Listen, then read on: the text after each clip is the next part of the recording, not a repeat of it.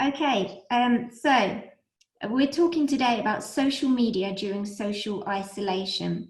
We're really lucky to have with us Shaba Lotam, who is an expert in the field of social media research at the University of Essex.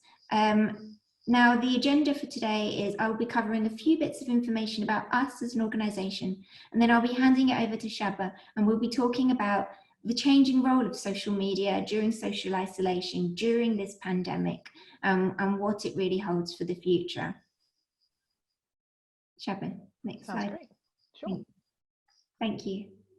So today has been brought to you by the Business and Local Government Data Research Centre. That's where I work. Now, we provide grant-funded data analytics support for organisations across the UK.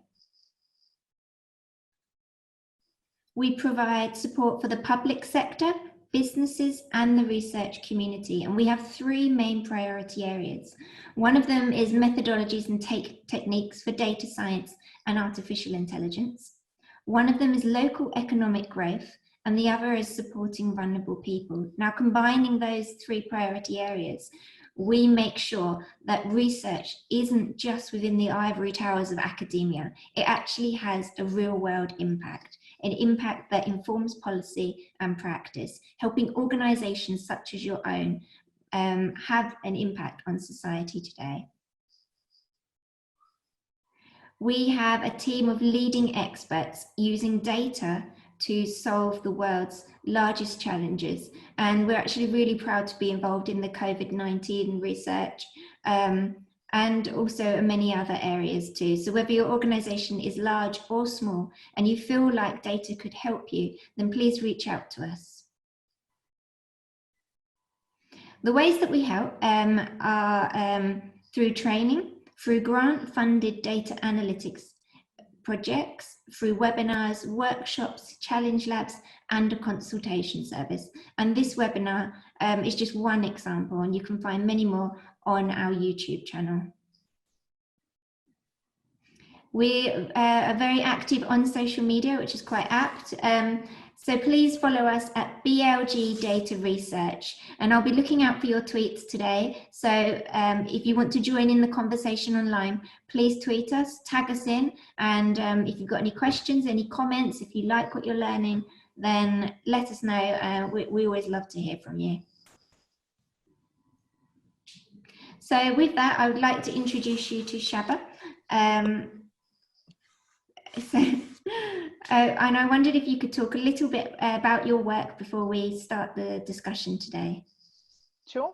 Hi everyone, my name's Shaba. As you may or may not have already known, I'm a PhD student at the University of Essex. I'm in my second year of study at the moment, and Laura very kindly invited me onto this webinar so that we could have a discussion, a rather informal chat just about social media, its changing roles during the pandemic, different ways that we can utilize it and sort of share best practice, and also just as an opportunity to speak to other people, because during these times it's a very important thing to be doing right now. So please use that chat box liberally. We'd love to hear what you're saying. I can't see it at the minute because I'm showing my screen, but Laura has access to that chat. So Laura, please do feel free to interject with anything you'd like throughout if there are some comments to be shared. Generally, my research doesn't just focus on the social media interactions during the pandemic. I research a concept called parasocial relationships, which are one-sided relationships that people who are present and have large platforms anywhere, but for my research, specifically social media, the impacts that they have on the well-being, mental health, and also the behavior of viewers, people who watch platforms like YouTube and other social media platforms. So yeah, that's sort of where I'm from, what I do, and I guess provides me with a little bit of grounding to sort of help discuss things today. So again, thank you very much, Laura, for having me. Okie dokie. So as I mentioned before, there is a sort of glossary here of some terms. We've got parasocial relationships, which are the one-sided relationships between one person and a group of people.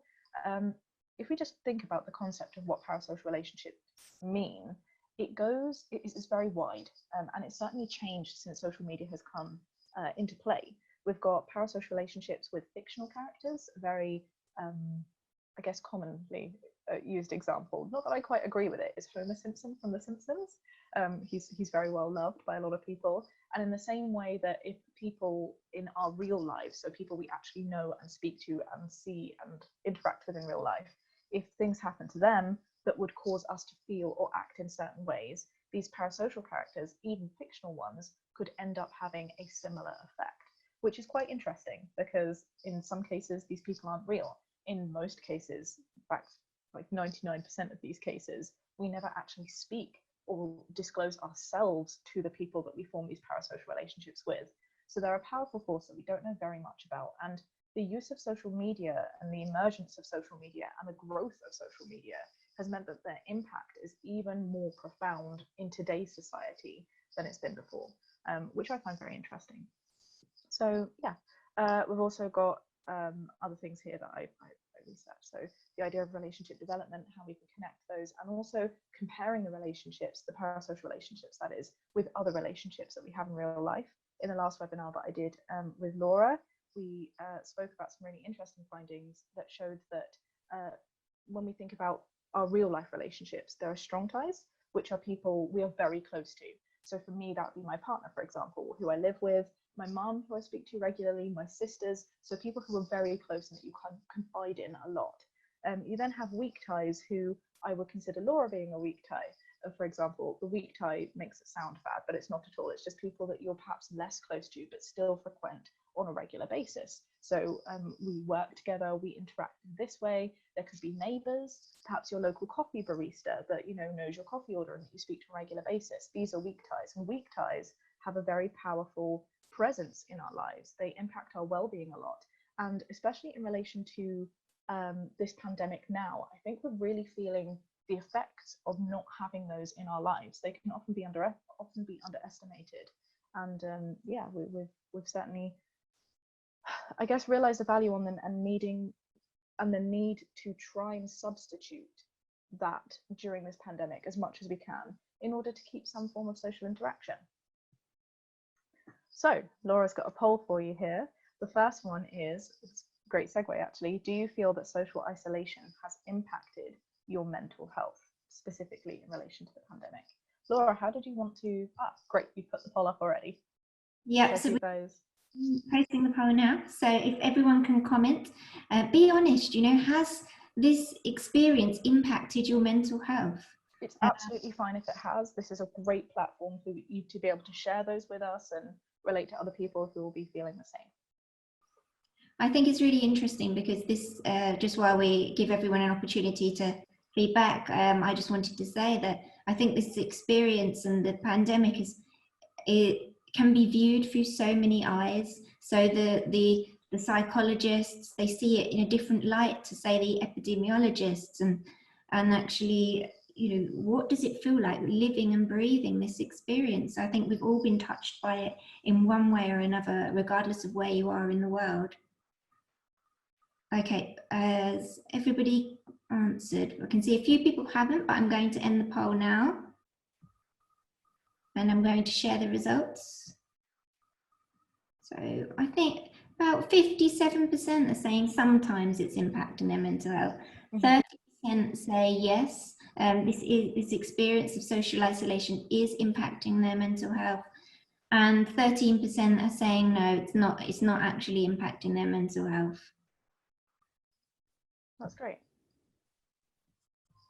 Cool. And I guess that's really not very surprising. Would you say the same, Laura? Where would you fall? How would you answer that poll? Well, for me personally, I would say that the change, the social isolation aspect, has completely changed the way that I am working. So I'm working completely remotely. I am not having, as you said, those kinds of incidental contact with people. I'm not going out to the shop. I'm not using public transport. So I would say yes, this experience has impacted my mental health. But I would probably agree with other people that sometimes you can feel okay, you can feel vaguely untouched, and then other times you can feel quite impacted. What about yourself, Shaba? I completely agree. I think that's, you put far more eloquently than I could. You're so right. It's a sometimes. And I think the other important thing that I'd really like to point out, and that I've been discussing with my peers, is that it's okay sometimes to enjoy the sense of isolation. It's okay to feel, obviously, whilst recognizing that there's a lot of hardship going on right now, we're all doing the best we can. Some people are working extremely hard to save lives, which is fantastic. But it's also okay to sometimes think, oh, you know what? This lockdown has meant that I have a change of pace and I really appreciate relaxing at the minute. That's okay to feel too. It's important that all of our feelings are sort of justified, and we can speak about them without feeling any level of shame about that as well. But yeah, you're so right. I would have also clicked sometimes for that reason.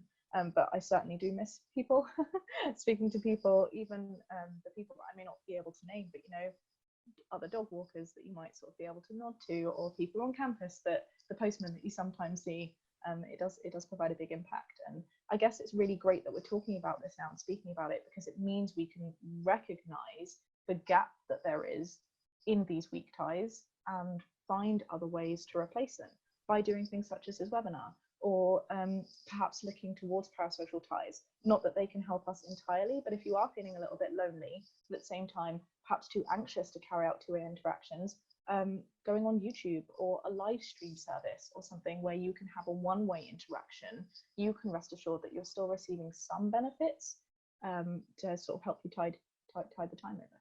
Does that make sense? It makes perfect sense. And just to recap, so when you say those parasocial ties and those weak ties, you're talking about the people that you have relationships with that you wouldn't necessarily think of a relationship. So that person that you don't necessarily know very well, but you know it's a social interaction with somebody. Exactly. Might not necessarily count as a friend or a neighbor or family member. Sure, and that could be active, as you said, reaching out to them. It may be that you go on social media and take a look at some threads. Perhaps you play Animal Crossing and you find a code to go and visit someone's island. Like that, there are these ways to sort of do some form of active interaction without receiving that reaction back, but also passive interaction, reading a book and relating to a character who might be going through something that you can relate to, or perhaps not relate to, but still just feel for and become invested in their journey. Watching a movie, watching YouTube videos. I'm not at all suggesting that these parasocial ties can replace what we have in real life, but they can be helpful in their own way. Particularly helpful at this time, I feel, as well. Sure. Should we move on from the poll? Yes, please. Great. Cool. So the importance of keeping connected. I think we've already spoken about this a little bit, but in terms of well-being, we have those different ties, and all of them, as we said, do contribute to well-being. There's been some really interesting, I guess, research that has been highlighted specifically by the government when this lockdown happened and first came into effect, in the UK at least, that shows that actually 2 weeks of isolation is when the real impact of well-being occurs on us with our lack of socialization.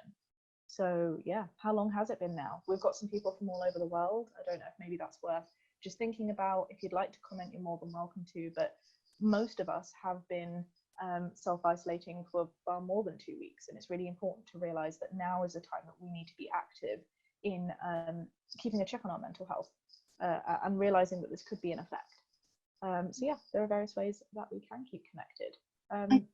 With that research, so you're saying that the mental health effects commence after 2 weeks. Is it a bell-shaped curve, or is it does it continue to go downhill, or does it tend to stabilize, or do we just not know yet? I can just see now in the post that someone said it's 55 days where they are.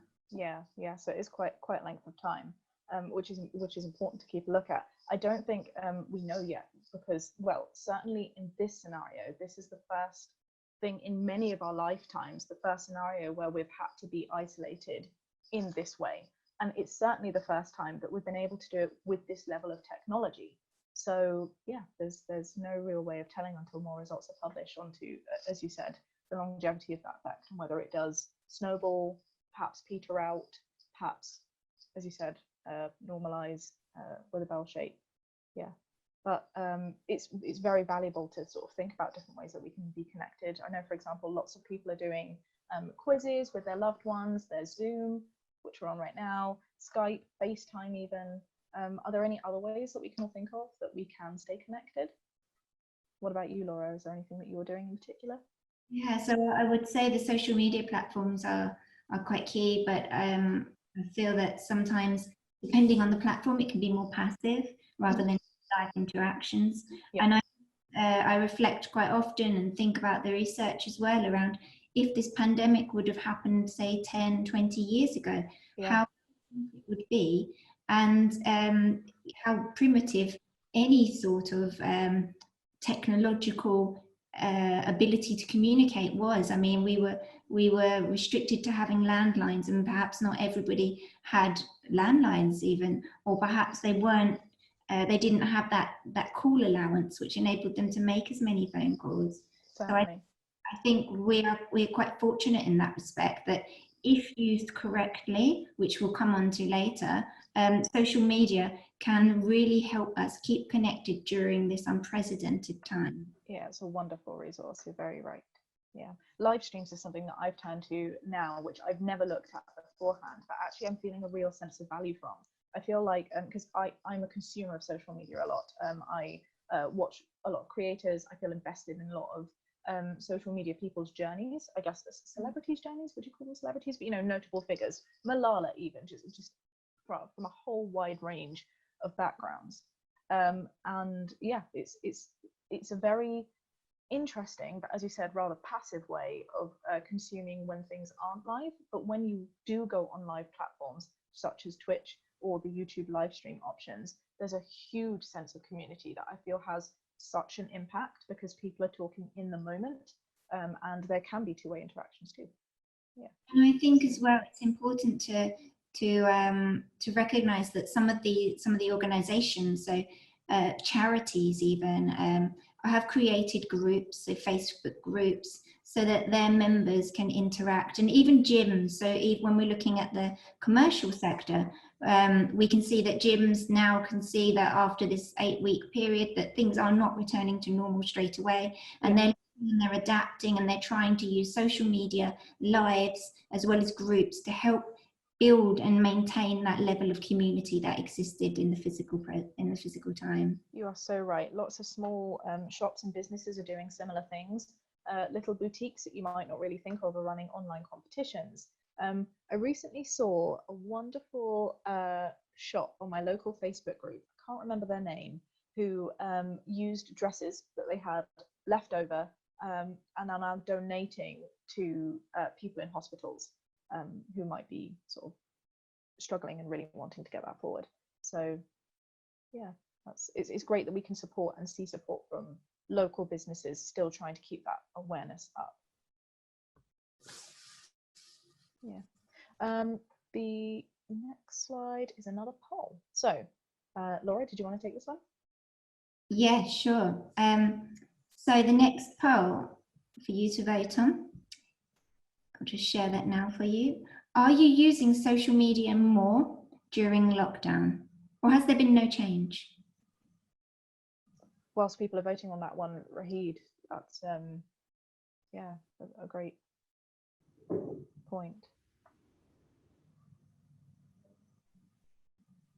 So just while everyone's voting on that, somebody's put a very thoughtful comment in the comment box for everyone to see, and they've commented that where they are, there's been a communication blockage since 2019. Phones are suspended, sometimes for 3 months, internet for 7 months. They have 2G internet right now, and the curfew on all aspects for months. Unfortunately, this doesn't seem to get easier for our people, or at least we can communicate and use our phones and internet. But nevertheless, it's sad to see people affected. So thank you so much for that that information. I think that makes us realise that in some parts of the world we're really very fortunate to be able to use social media in the ways that we do. Most certainly. Okay. Do you mind if I tangent off of that as well, Laura, just for a second? Because when you mentioned gyms, for example, another really interesting aspect that's personal to me are things like pride events. Obviously, these sort of local gatherings have been cancelled, as they should be for the general good of society's health. But people are really feeling a lack of connection there with matters that matter a lot to them, whether it be pride, whether it be other forms of peaceful protesting. So it's interesting to see how those efforts are being transferred to the virtual space. And Rahid, your comment, I guess, shows that not everyone has the privilege of being able to use those online spaces. So perhaps some creative thinking in that aspect could really help integrate more people. I know that here in the UK, we've been involved quite a lot in some charity work and work with the public sector, and they've identified a number of people, communities that are at risk of isolation, of not getting the support that they need during this time. And certainly mental health being a large one. And one of the areas is that they do not have access to mobile phones or the computer where they are. So now libraries are closed. So where we are, you can go to the library and access the internet, or you can go to maybe a community centre, but all of those areas are closed. So Virgin, I believe, have donated hundreds of phones topped up with credit to help those most at risk. And I just think that is so applaudable, and fantastic. And more of that to help these people that at the time of need. Okay, so the poll results are in. We can see that 73% of you are using social media more now during lockdown than ever before. 23% say there's no change, 73% say more. So that's great. Thanks everyone for sharing your feedback. Yeah, that's really interesting. Again, completely unsurprising. And I guess a good thing to move on to as well, would be whether that's a good thing. So social media, the usage of social media, I'm sure for those of you who may have Apple products, the screen time prompts that come up that say, hey, you've used your phone like 70% more than you did this time last year. Well, yes, we will be at the moment, but that's not necessarily a bad thing. Social media during this time is clearly very helpful to a lot of people, and we should recognize and maybe celebrate is the wrong word, not celebrate it, but not put people down for using it so much during these difficult times. So I guess the next question is, if we are using social media more, as most people do seem to be, how do we balance that issue of being able to stay connected, maintain a good level of well-being that comes through speaking to other people, with feeling trapped or being swept up in a craze of panic that also is a narrative promoted a lot, rather unhelpfully, particularly by traditional media sources? The first is to realize, I guess, that not all posts are created equally.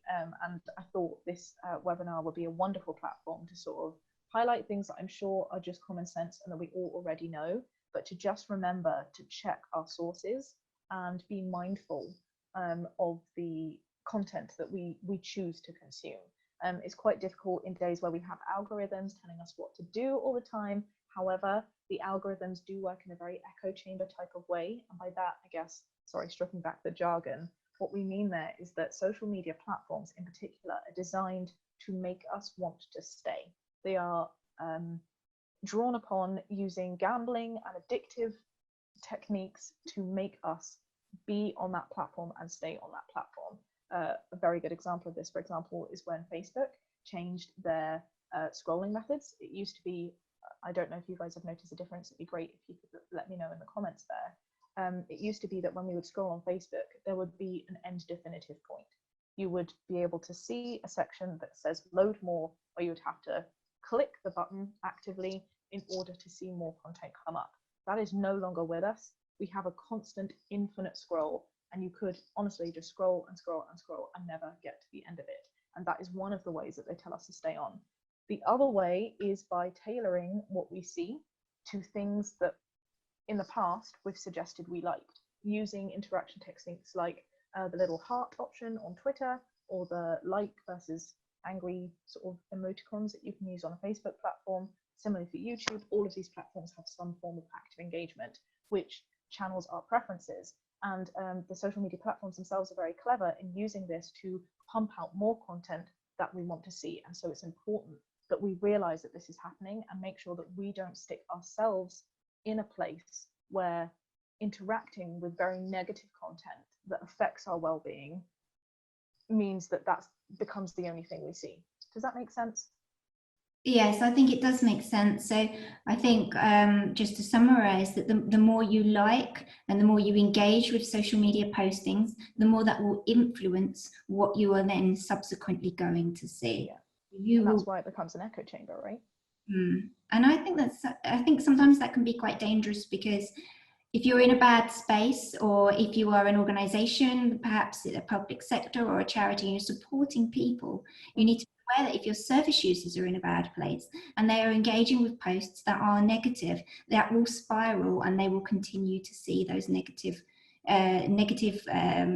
worrying posts afterwards. And I think sometimes you need to do a little bit of social media pruning, and those follow, and maybe go through and be in control of your social media. Choose so right. Follow who you're going to engage with, so that you create that health and mental health promoting feed, I suppose. A feed that makes you happy. If you're looking at things and you're like, you know what, this is making me feel down, get rid of it. You can mute it, you can unfollow, you can unfriend, do what you need to do for yourself first and foremost. And I think as well, it's not just about feeling good. It can also be about having reliable information about COVID-19, about resources that are available to you, and many other areas. Make sure you're paying attention, and that you aren't getting sucked into a negative spiral. And some of the social media platforms have taken action themselves to make sure that the quality of the postings are correct around COVID-19. You'll see on YouTube, there's always a pop-up at the top in terms of advert, signposting you to the World Health Organization as the gold standard for information that's correct on COVID-19. They won't necessarily take down incorrect videos, but what they will do is make sure that you have the opportunity to click to what they class as the gold standard for information around COVID. On the back end as well, whilst there's a level and a debate, I guess, which we won't have time to get into today, but on the level, on the balance of freedom of speech and freedom of expression versus keeping people safe and in the know sensibly, whilst they can't take down videos, as you said, Laura, one of the things that YouTube in particular have done have been to increase their and adapt their guidelines on what it means to be brand safe, which means that if people are unable to monetize the content that spreads false or misinformation, there's less of an incentive to do it. Does that make sense? It does, yes. Yeah. So there are still things working in the background. Facebook and Instagram as well have been working really hard on their fake news detection facilities. So there are tools in place. And I think in some situations they do take videos or postings down if they are seen to be offensive, or, as you said, breaking the community guidelines. Yes. Or, not being safe for publish. You're very right. So here are some examples, I guess, of what people have been doing recently in local communities and using social media in ways that do help and benefit society overall. The NHS scheme, for example, had the Good Samaritans volunteer team. This was something that people were able to apply for when lockdown first started, sort of a few weeks in. And it was something that I was really wanting to do. As soon as I found out about it, we went up onto the page and they'd actually closed their responses. That's not a bad thing at all. They closed it because they had hundreds of thousands of people signing up in the space of 1 week to help other people, which I think is just incredible. It shows a very innovative use of technology. It shows the willingness of people to help. And by help, what these volunteers would do are not only things which means going out and sort of helping people get from A to Z, whether it be from hospitals or home to home or groceries or picking up prescriptions.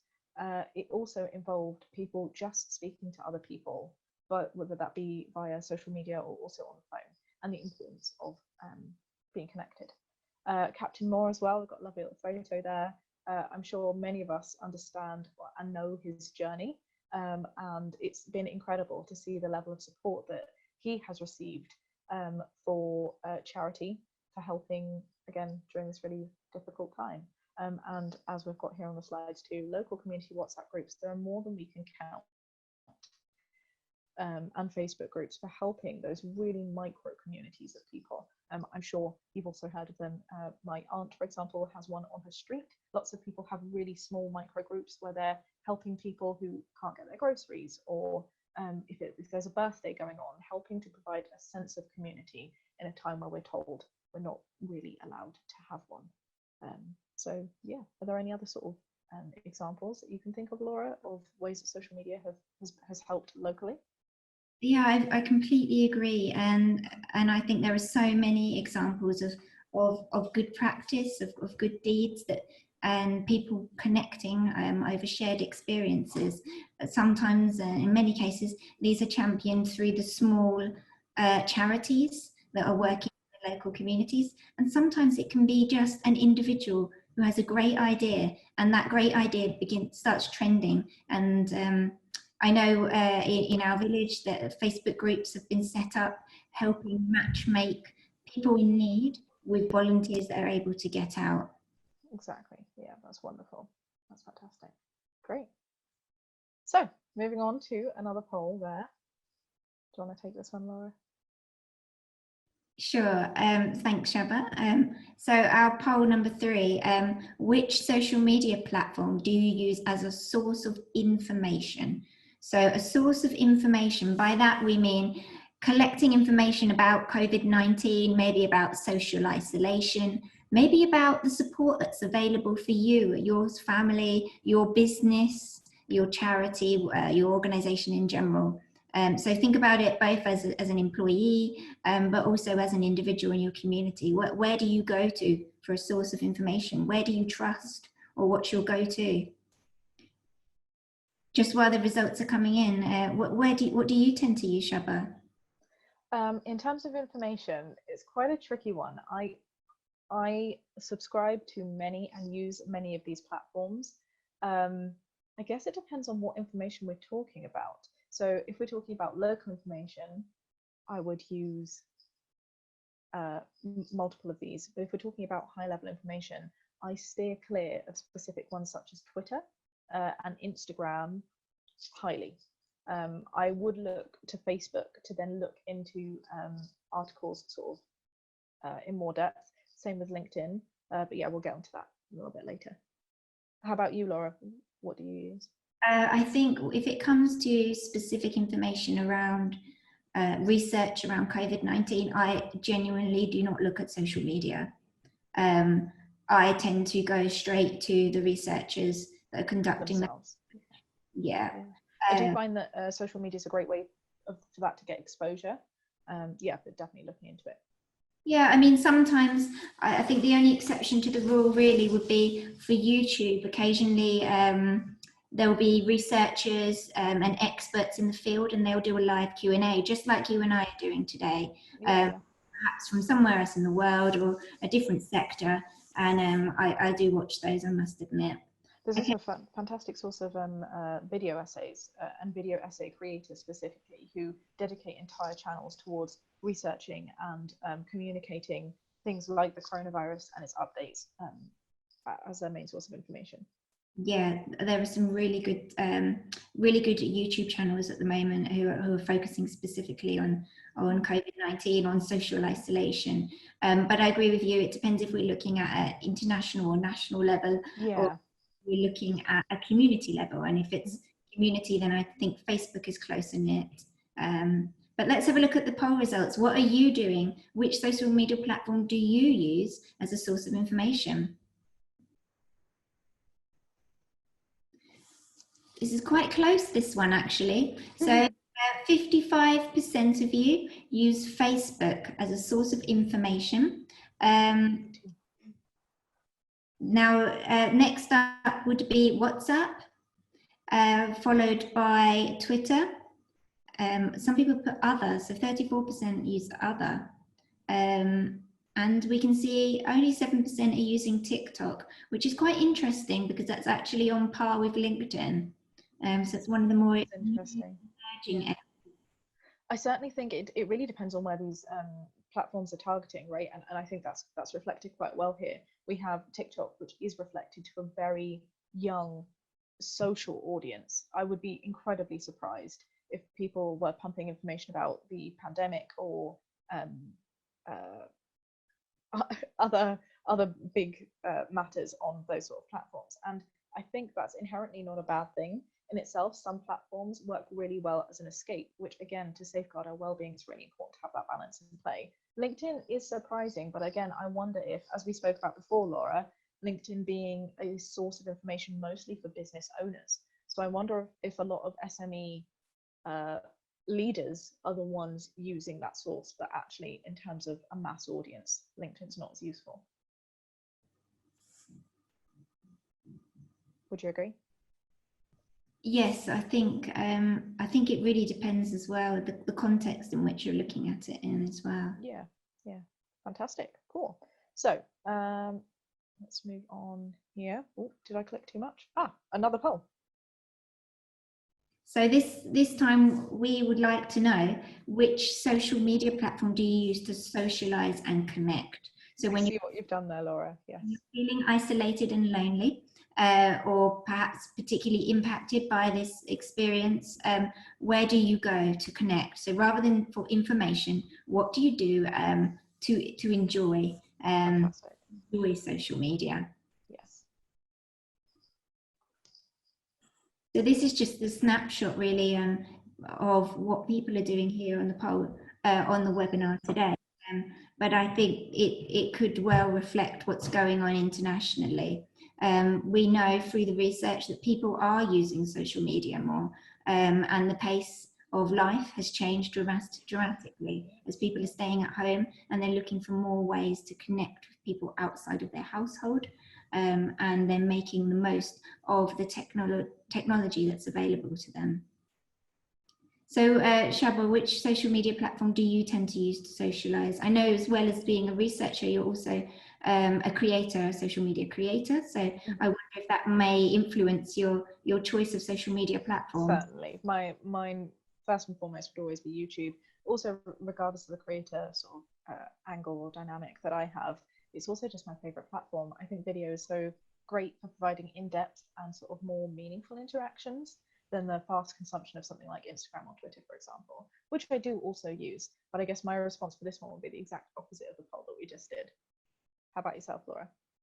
I would probably say it depends in which way I would like to connect. If it is more around having inspiring content, perhaps I'm looking for some inspiration on a particular project that I'm working on, then it would be Instagram because I find the visuals more interesting. But I am slightly biased to YouTube because I do prefer that the interaction side of video and audio together. But let's see what you think. That's enough about us.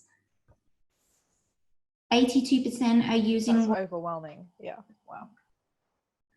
And I think that really shows that actually, even during this time, people are connecting with the people they would have been connecting with anyway. So their friends, their family, the groups that perhaps they were already engaging with, but they're just engaging with them using a different platform. And I think moving forward through COVID-19 and through social isolation, this will be a trend that we continue to see. People will continue to find alternative ways of connecting with their gym buddies, their friends, their student fellows, you know, their maybe even their colleagues. Any level of peer. Very right. Great. So after that very fascinating insight to your own personal viewers and your use of social media, Laura and I wanted to go back to looking at a report that was made by the Royal Society for Public Health in 2017. If you guys would like to look at this report further, you can find it online. It's called #StatusOfMind. And what they did and their intentions for this was to see the impact that different platforms had on the well-being of young adults and young users, which arguably are the most important, not most important, most largest group of demographic who use social media. So I think this is fascinating. And I know, Laura, we did discuss this a little bit beforehand, but essentially in the last webinar. But what this shows, just to recap for those of you who might not have joined on that one, is between the top 5 platforms, which at the time, and again, I wonder if this has changed, is Snapchat, Twitter, YouTube, Facebook, and Instagram. I reckon TikTok might have a role to play in being added on this list somewhere, is the overall net or positive or negative impact on the young people that were surveyed. So what we can see here is that Instagram had overwhelmingly the most negative impact, and that YouTube, contrastingly, not only had the best, but was the only platform to have an overall positive impact. Do you find this surprising at all? I wonder if it's something to do with the diversity of content that's on YouTube. I wonder as well if it's to do with the level of consumption. We've been talking a lot about fast versus meaningful consumption, and YouTube provides more than just a snapshot, which is far more difficult to curate and perfect. Does that make sense? When we think of Instagram, specifically in the research field, there's a lot about the negative influence because of how easily manipulated things can be, and this level of FOMO, this fear of missing out, or this level of jealousy for not being able to reach these very unrealistic standards. Whereas I feel like that's far more difficult to replicate on a video platform. I think as well that during just pulling it back to the social isolation, that perhaps for the first time now there is a greater sense of realism or across all of these platforms, people showing what it really is like. There is no more, I mean, people are still using filters, obviously, but not to the same extent. I feel like they are showing a more real, raw sense of what's really going on for them, whether that is YouTube or Instagram lives or even Twitter. We're all going through this experience, and I think that for the first time, the social media seems to gravitate at two polar opposites almost. So it really is snowballing that sense of panic around COVID-19, but then at the same time it really is snowballing that sense of community, that sense of engagement. It really is making the two extremes even more pronounced. Yeah. Somebody's raised a very good point just about the previous poll. In the poll, we did not include telephone as a social medium. For many people, that is still their main method of remote social contact that is probably particularly important among the elderly. I completely... but this particular webinar and the particular focus is rather than communication platforms in general, because otherwise we would have included email, we are talking specifically about social media rather than all communication platforms, because I think I really agree with you there that telephone is still a very important platform. And also I think email could be added in there too. Yeah, definitely. Post. Yep. So moving on here and looking at those two platforms that we as you mentioned, were really the polar opposites in terms of well-being effect. It's really interesting to look at the breakdown of the actual aspects of well-being that when surveyed, people seemed to have issues with. As we can see with YouTube, perhaps unsurprisingly and rather humorously, sleep seemed to be the biggest negative impact that it had. But if we look at things like body image when compared with Instagram, bullying, fear of missing out, it's just interesting, isn't it, to see the difference that I guess a video medium that is less curatable versus a very fast consumption Instagram picture can make.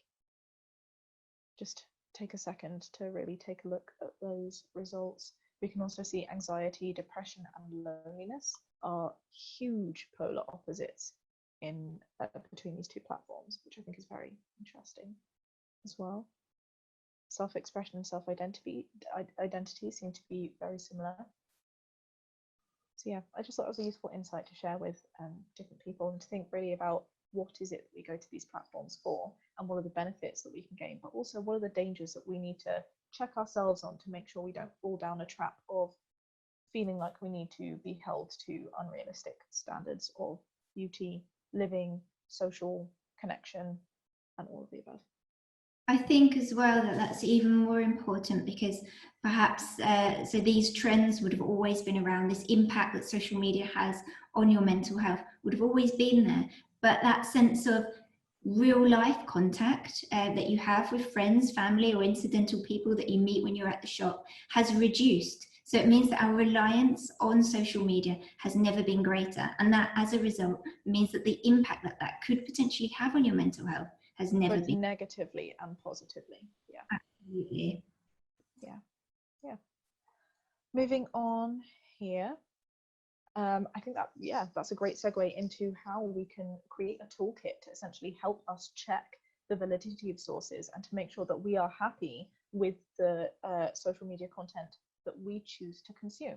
So firstly, and as Laura has aptly mentioned previously earlier on in this webinar, is what you're looking at a trustworthy source? That's why I assume, Laura, you go directly to research as opposed to getting there through social media. But for example, looking at different platforms, the BBC is likely to be more impartial than perhaps less notable online communications. We also have, I was just reading what Lawrence has asked about the data underlying the comparison. That is also in the hashtag status of mind, which, Laura, would you be able to provide a link to? Of course, yes, I'll share that. Fantastic. Yeah, we do have that reference. And just so you're aware, Lawrence, and anyone else listening, the comparisons made were not just on these two platforms, it was across all five. Too meaty to get into in this webinar, but very, very interesting to look at. Definitely worth a check. So yes, looking at the trustworthiness of the source, and also remembering that when we look at those sources, even the ones that we consider to be trustworthy, we have to read beyond the headline. Monica, who heads up the anti-bullying national campaign here in the UK, had such a fantastic phrase that has stuck with me, and I'd love to pass on to you. And that is clicking with compassion. It's really important that we click with compassion in today because of this algorithm echo chamber effect. Social media is not just there for our benefit, they're also there because they are a business, and that means they need to get people clicking. And unfortunately, that means that phrases like clickbait, and which describes the act of making things juicier than they seem just to get you to click on them and provide that metric of level of engagement for them. It's a horrible practice, but it does exist. And if we check ourselves as viewers to make sure we are clicking with compassion and not clicking on things just to satisfy this level of drama, which may be negative for society, we can then affect through supply and demand what people therefore show us. It's really important that we work to try and avoid that as much as it's important for the organizations and platform leaders to realize that this isn't healthy and we need to be pushing that back. So yes, reading beyond the headline, we have an example here.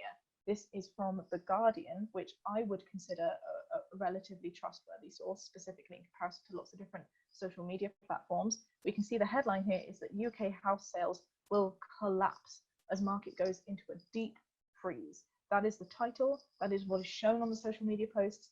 But when you click on it, the subtitle even directly underneath says it will only decrease by 3% and rebound by 5% up the next year. Not at all saying that this is a negligible impact. It's still, of course, an impact, but it just shows or illustrates the point that headlines, titles, to make this clickbaity really do push the boundaries of fact in order to make us click. So it's very important that we read beyond the headline there.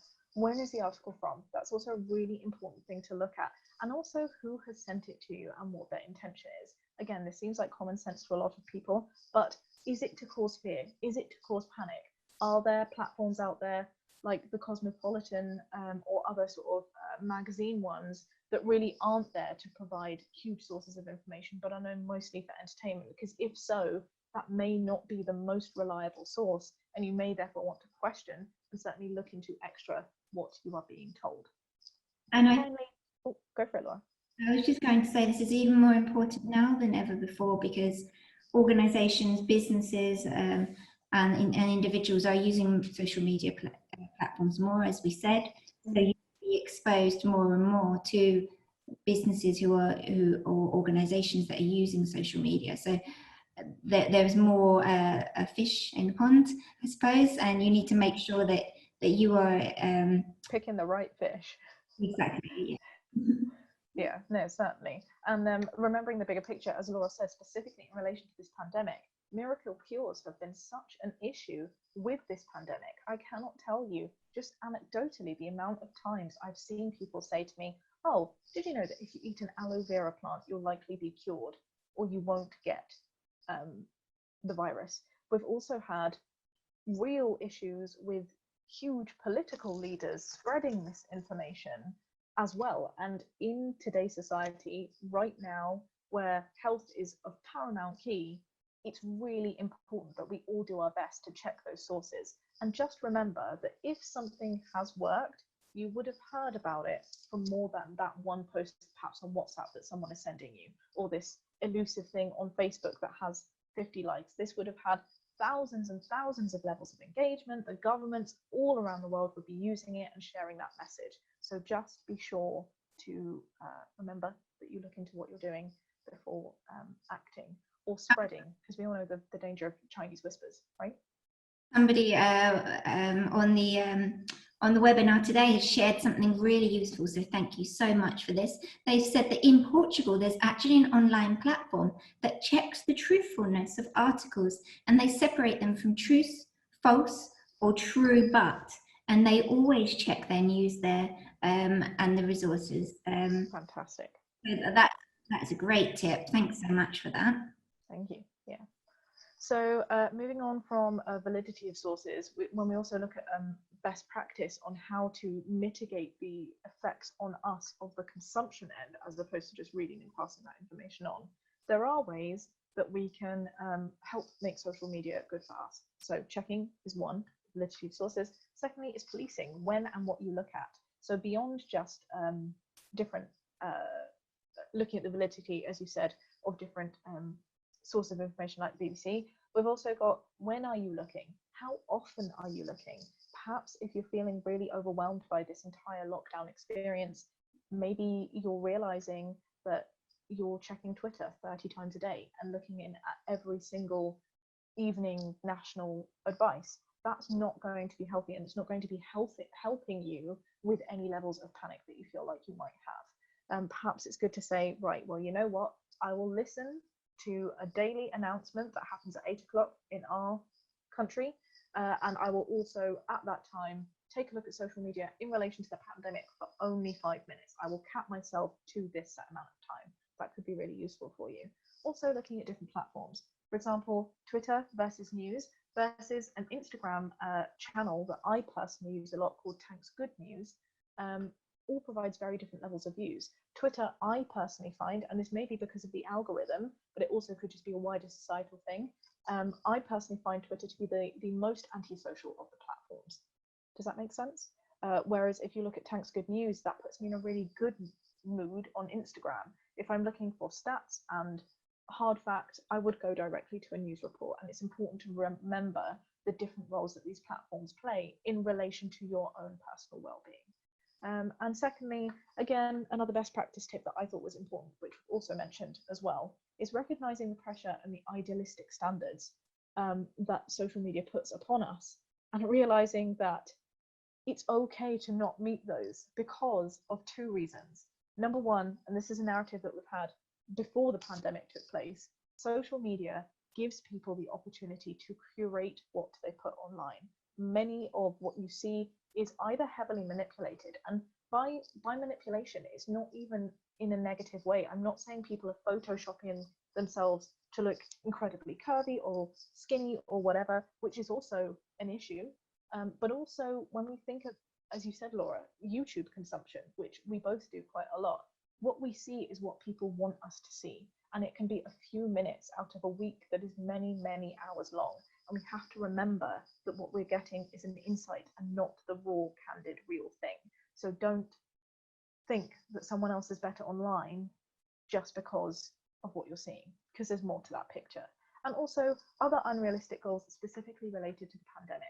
We've heard of so many people, and it's wonderful, who are partaking in language courses, using this time to learn new skills, build things, start businesses, make a lot of money. Some people are really thriving in this environment, and it's wonderful to see, but don't feel like you are a failure because perhaps you're putting on weight as opposed to losing it.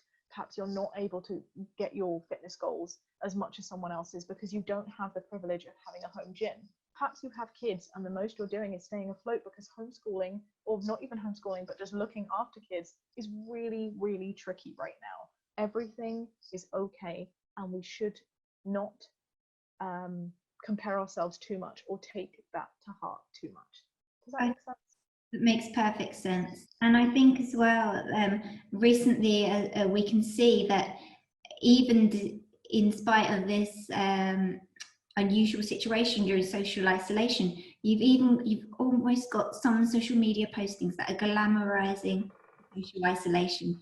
The perfect baking that's going on at home, the families that are all locked in together, having cozy nights in and watching films, and you know, the family time, the home workouts that people are doing, that they just look perfectly posed. Whereas some people, actually, that's just not reality to them, and it's not reality to so many people. And so that idealization of the perfect life and the perfect lockdown, the perfect social isolation experience is still growing, and you'll be able to see that on all the social media platforms. And I think I cannot stress that enough. Yeah. And also, I guarantee you that family that's taken that beautiful picture probably took many takes to get that picture right in the first place, and a few hours ago beforehand would have been arguing. It's a social media, particularly these platforms that use pictures. It's one snapshot, it's one negative still on a whole reel that we don't get to see. So yeah, that's very important to remember. Great. So here are some other happy case studies. Are you okay for me to move on, Laura? yes, please do. Yeah. Fantastic. So we've got celebrities, for example, who are using social media in very innovative ways to read bedtime stories for children who may not have that connection anymore with teachers that they might consider strong or weak ties, but who definitely impact their well-being through the socializing opportunities. John Krasinski's Good News, and Laura's included a wonderful screenshot here of a hashtag with me, which is something that a campaign that YouTube in particular are really pushing to increase this sense of togetherness during the pandemic, which is wonderful. So we know that the impact of physical health greatly impacts mental health. In fact, some research shows that exercise is as effective as the leading antidepressant. So that means that during this time of lockdown, during social isolation, people perhaps aren't exercising as much as normal. Even getting out for brisk walks can be difficult. And I think that social media has been really well used by some celebrity fitness people, even Joe Wicks doing his morning PE, uniting the nation in the UK, doing PE and worldwide. I've seen so many people in the US catch onto that trend, which has been wonderful. There's so many opportunities, and the same with the Royal Theatres. Many of them are now doing free virtual screenings of the films that, of their theatre productions that would have been going on face-to-face, and they're just a few more examples of how social media is being used and is changing during this situation. Yeah, exactly. So lessons from the lockdown, that was it really. Before we go on to questions, I guess, or as well as questions, we were also really wanting to encourage any of you lovely viewers to let us know if there are any best practice points that you would like to share within the group that you feel could help people that we haven't already covered today. So if you do have any of those, please do let us know. Laura, I guess I'll pass on to you to sort of moderate this last bit. So we've got some questions. Some of them have come into us before now during the advertising of this webinar, and some of them are coming during this webinar. So I'm going to take it from the top. Great questions from everyone joining us live today. So thank you so much. Please keep them coming. The first question reads, is there any evidence from the literature whether the response is different in societies which are outwardly directed, e.g. in the West, and those that are inwardly directed, e.g. in some Eastern ones? Sorry, could you repeat that again for me, Laura? So, you broke up a little bit. That's all right. So is there any evidence from the literature whether the response is different in societies which are outward directed rather than inward directed? I see. So I wonder if this question means, and perhaps you could elaborate, whether you're talking about the response in terms of response to COVID-19 or whether the response to the use of social media. So let's presume it's the latter. So do you feel that the response is different in different societies? Most certainly. It's quite difficult to talk about research and literature that's existing in terms of the pandemic. A lot of papers and journals that are specifically looking at COVID-19 are yet to publish because researchers are rightfully using this time to create and do studies and carry out analyses on things right now. So we won't be able to speak about that regardless. But certainly in terms of social media, cultural impact has a huge, huge difference. In fact, I think it's one of the three top from the things that I've looked at, other things being age and also, what is the word? Income, level of income, which I guess goes hand in hand as well sometimes with culture. But yes, there is a big difference.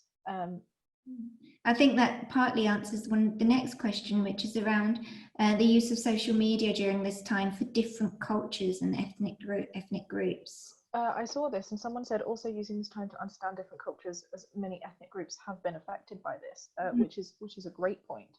We've also got to remember, I guess, the dynamic of narratives pushing perhaps false or perhaps sweeping statements in relation to these things.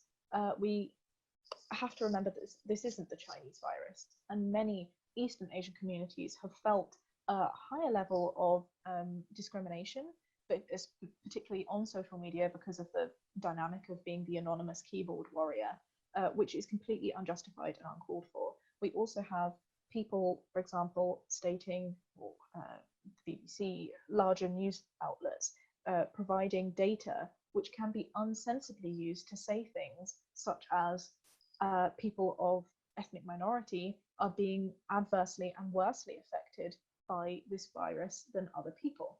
That is simply not the case. Other research has shown, many data scientists and models have also shown, that one of the reasons for the higher stats is because, particularly here in the UK, ethnic minorities are the majority of our workforce. So we have to remember to look at these things within its wider context. Does that make sense? That makes sense. We had a question earlier on in the chat around, in the UK, the government claims to be following the science. Whether that is true or not, the constant barrage of statistics has made it impossible for people to learn how to consume social data more subtly. We need to look at measurements, sample which varieties from country to country.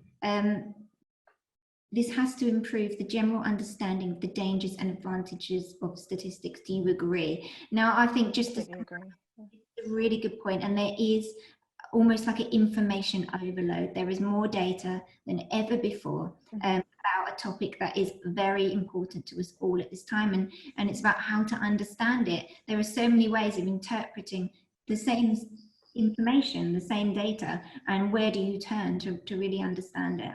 Yeah, most certainly. And I think as easy as it is to criticize the level of data that's out there, we have to remember that people are never happy. And if the information was not publicly available, we'd also be throwing all sorts of accusations about the level of transparency. So whilst it's great that it's out there, we have to try and maintain and balance and safeguard against people using that information unwisely, as you have the question greatly suggests.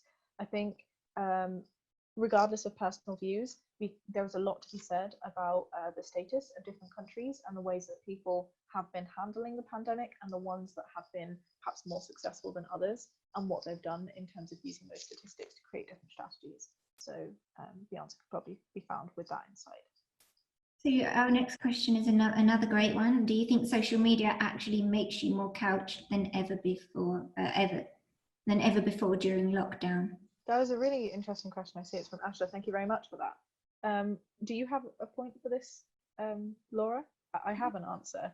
I just wonder if it's going to be perhaps controversial. I'd be really interested to know your opinion, given your expertise in the field. I would have definitely said that social media does make us more couched right now, more than ever before during the lockdown, certainly.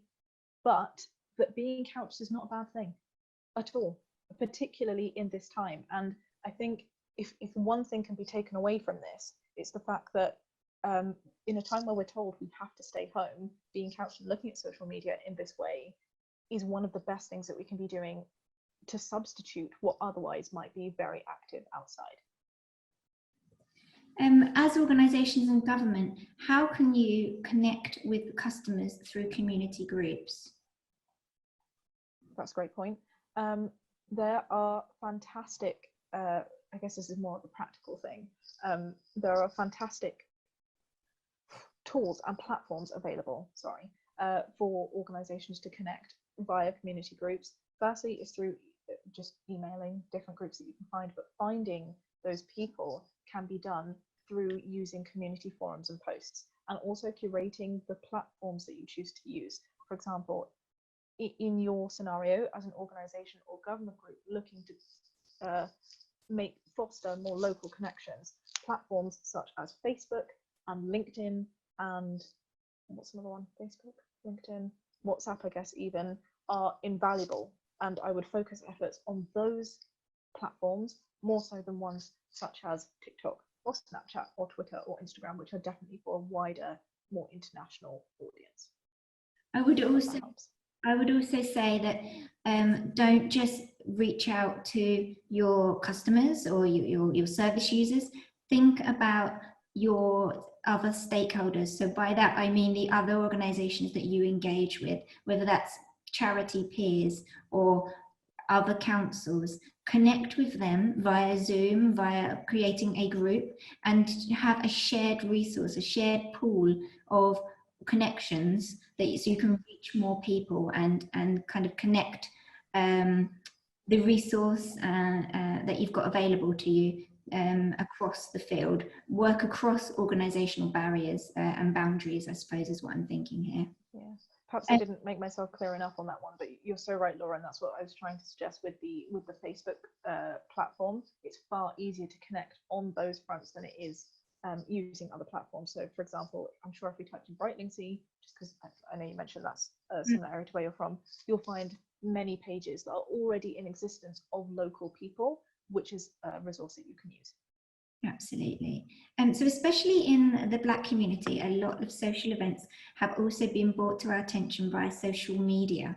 And that's a comment that's come in here more than a question, but I think that's a really good point. And I think as well during the lockdown, during social isolation, you will see more and more events that were going to take place face to face now taking place remotely, whether that's a conference that is now a virtual conference or a workshop. Many of them are now using closed Facebook groups or lives on YouTube, many others. Thanks for joining, Lawrence.